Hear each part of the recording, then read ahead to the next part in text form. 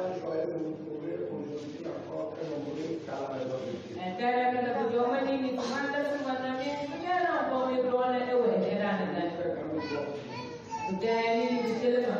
Merci beaucoup d'être là.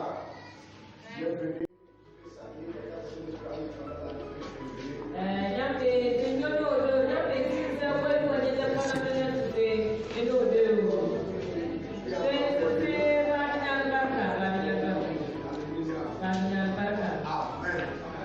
Cette abilité à dire que c'est très important lorsqu'on va dire alors à la maison de l'Éternel. Le lieu où on peut avoir la joie et la joie de la maison de Dieu. On ne garde pas son amertume, sa tristesse lorsqu'on vient dans la maison. Chaque fois que tu as un problème avec toi et contre quelqu'un, quand tu es dans la maison de Dieu, laisse tomber tout. Et tu commences à avoir la joie. Merci beaucoup que Dieu vous bénisse. Amen. Donc, ce matin, je vais dire que sur le plan national, dans notre plan,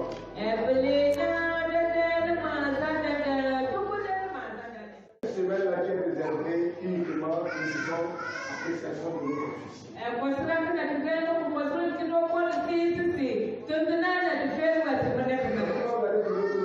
On les a déployés. J'ai déployé notre ancien principal à Tchamou. Il y a un peu ici de la chose de Sabadell. Ancien Papoé à Lombé. David à Moda. Ancien Modu à Bon Jacques. Comment on appelle là? Comment? Merci. Jacques de voilà, ils sont à Pangalam. Ancien sort de être ici ce matin. Le matin, il m'a fait un euro de la nuit. Il est empêché pour raison de service. Je le mets, comme c'est moi qui ai fait ces choses-là. Donc, ça serait trop tard d'appeler quelqu'un pour dire que les autres ne seront pas là, c'est toi qui vais travailler. Vous voyez ce que j'ai au tableau? Nous sommes ouvriers à venir. Vous pouvez vous positionner pour voir. Dieu nous fera grâce à un jour, on va faire ça de façon, quand ça va se faire ici, là, et comme ça, position comme ça, on peut voir sur n'importe quoi. La raison est simple, quand je mets ça comme ça, si tu veux copier quelque chose, tu peux simplement faire ça.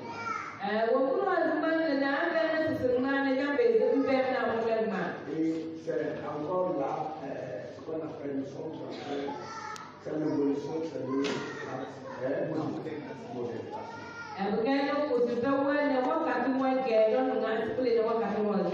quand je viens peut-être toi te dire, mais pourquoi ça, tout ça,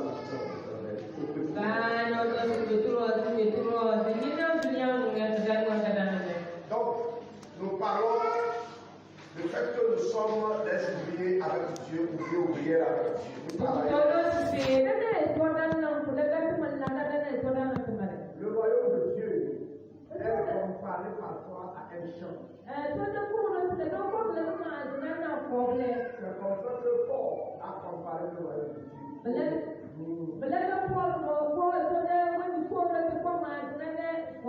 Et comme ce royaume de Dieu est comparé à un champ,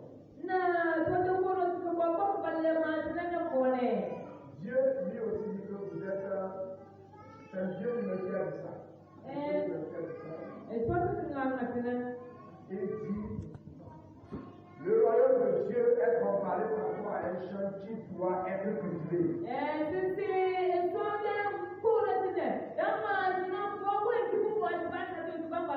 En ce moment, c'est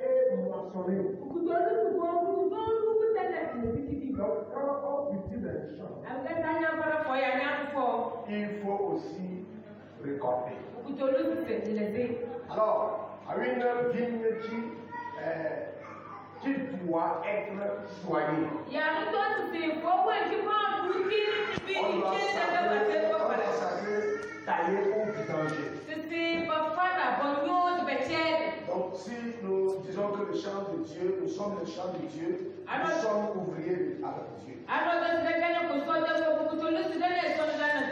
Nous sommes également un temple. Nous sommes aussi le champ de Dieu. Donc, quand quelqu'un peut lire au tableau pour nous, il dit quoi? Matthieu 20, verset 1 dit. Tu vois là-bas. Matthieu 20, verset 1 et 1 Corinthiens 3, verset 9.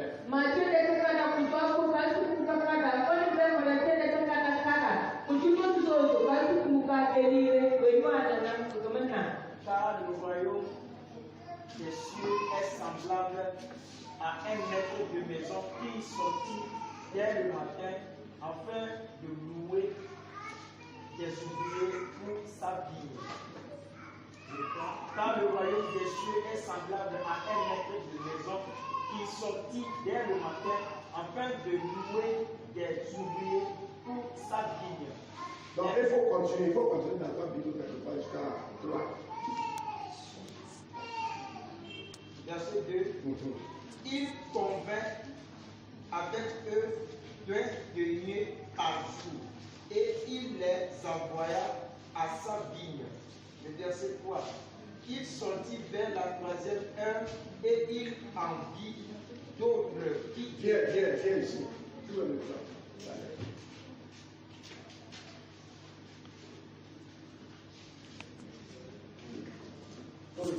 Matthieu chapitre 20, verset 1 en avant. Car le royaume des cieux est semblable à un maître de maison qui sortit dès le matin afin de louer des ouvriers pour sa vigne. Il convint avec eux 20 deniers par jour et il les envoya à sa vigne. Il sortit vers la 3e heure et il en vit d'autres qui étaient sur la place sans rien faire. Il leur dit, allez aussi à ma vigne et je vous donnerai ce qui sera raisonnable. Et il dit, allez. Il sortit de nouveau vers la 6e heure et vers la 9e heure et il fit de même. Étant sorti vers la 11e heure, il en trouva d'autres qui étaient sur la place et il leur dit, pourquoi vous tenez-vous ici toute la journée sans rien faire? Il leur répondit, c'est que personne ne nous a loués. Allez aussi à ma ville, leur dit-il. Quand le soir fut venu, le maître de la vigne dit à son intendant, appelle les ouvriers et paie-leur le salaire, en allant des derniers aux premiers. Ceux de la 11e heure vinrent et reçurent chacun un denier. Les premiers vinrent ensuite, croyant recevoir davantage, mais ils reçurent aussi chacun un denier. En le recevant, ils murmuraient contre le maître de la maison et dirent, ces derniers n'ont travaillé qu'une heure et tu les traites à l'égal de nous qui avons supporté la fatigue du jour et la chaleur. Il répondit à l'un d'eux, mon ami, je ne te fais pas tort. N'es-tu pas convenu avec moi d'un denier? Prends ce qui te revient et va-t'en. Je veux donner à ce dernier autant qu'à toi. Ne m'est-il pas permis de faire de mon bien ce que je veux, ou vois-tu de mauvais ouais, que je sois bon? Ainsi les derniers seront les premiers et les premiers seront les derniers. Pendant que Jésus montait à Jérusalem, il prit à part. Amen. Jusqu'à tu t'es arrêté À 14. 16. Amen. Quelqu'un d'autre ou bien 1 Corinthiens 3, 9.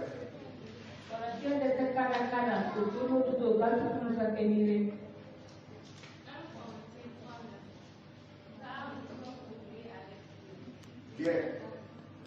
Viens ici si tu veux.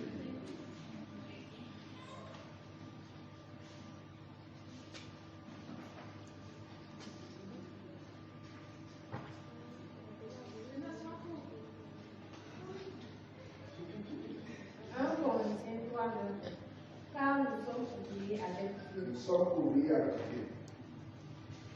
Vous êtes le champ de Dieu, l'édifice de Dieu. C'est fini. 3, 9. On va continuer. Selon la grâce de Dieu qui m'a été donnée, j'ai posé le fondement comme un sage. Donc on s'arrête là-bas. Amen. Merci beaucoup. C'est comme je trouve les gens. Vous voyez? C'est quoi vous trouvez? Alléluia. Amen. C'est Jésus qui était en train de donner la parabole ici. Et quand vous mariez les deux versets, car le royaume des cieux est semblable à un maître qui est sorti dès le matin afin de louer des ouvriers pour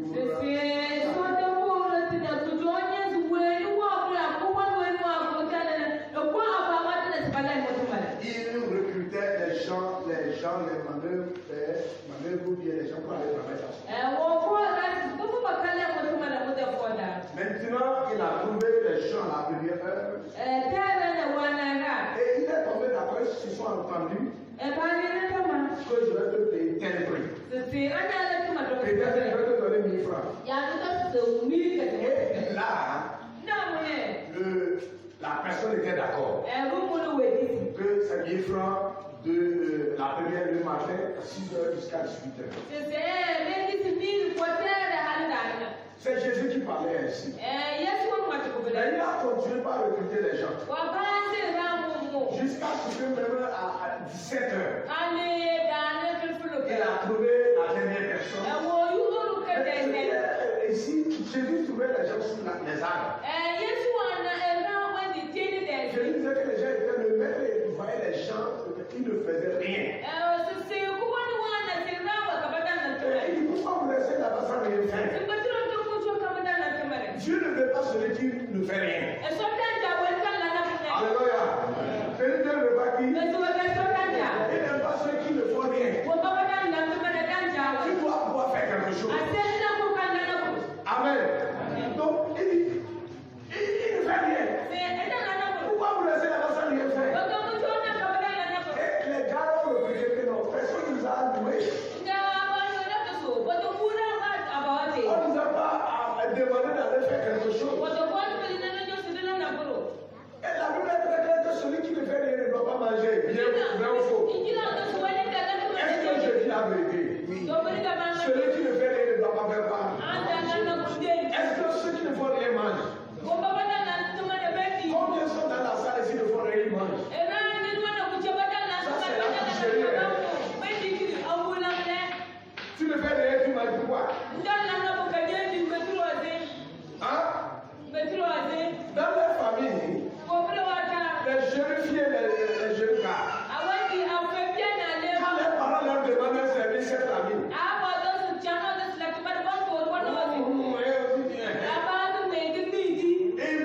ils vont fuir. Et j'ai vu beaucoup de choses que beaucoup de nos jeunes filles ne veulent plus travailler à la maison.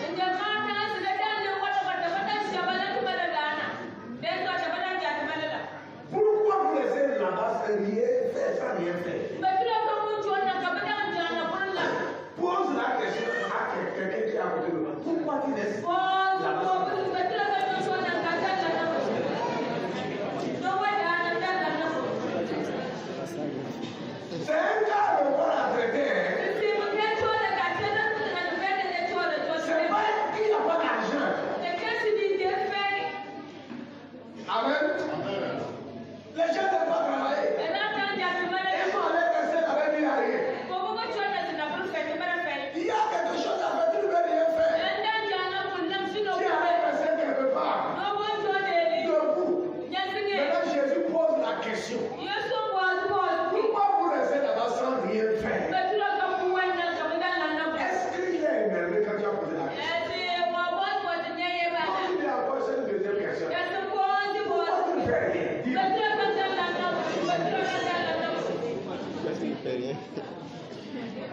Il s'est fâché. Il t'a répondu comment? Hein? C'est parce qu'on n'a pas répété ou comment? C'est parce qu'on n'a pas fait quoi? Alléluia. Il dit, pourquoi vous laissez la maçon rien faire? Il dit, c'est parce que quelqu'un ne nous a pas engagés. Et il dit, viens. Vous allez travailler dans ma vie. Et moi, je vais vous donner comment on appelle ça? Un truc raisonnable. Madame Mila, dis-le pourquoi il dort. Il faut le dire là. Tu le fais bien. Redresse-toi. Tu vois maintenant, c'est difficile. Les gens se regardent.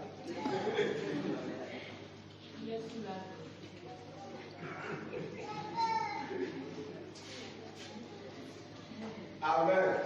Donc la nuit, tu avais fait beaucoup de tracas. Ah, tu as voulu être.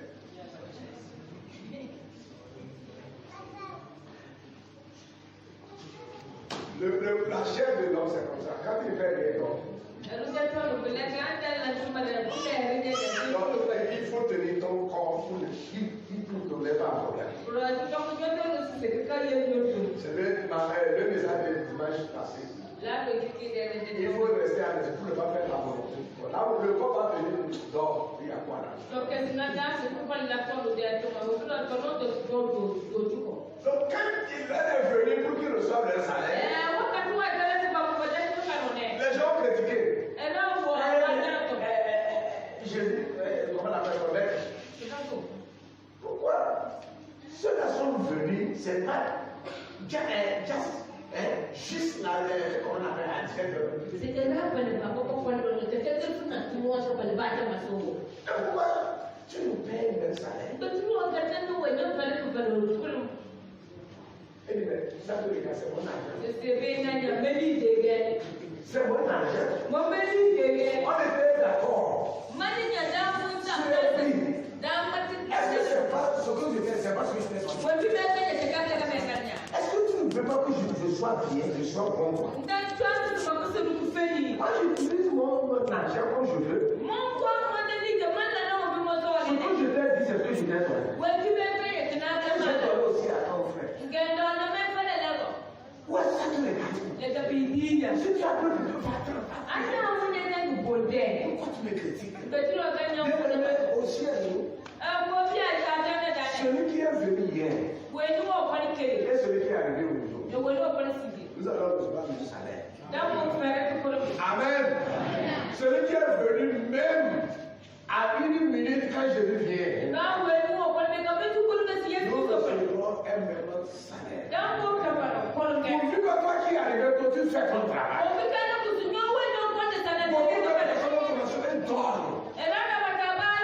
Le sommeil les embête. Si tu penses que parce que tu es convenu sur un salaire bien donné, que ton maître va te payer. Et quelqu'un a chanté à la fin de mon voyage, je serai couronné, je serai couronné. À la fin de mon voyage, je serai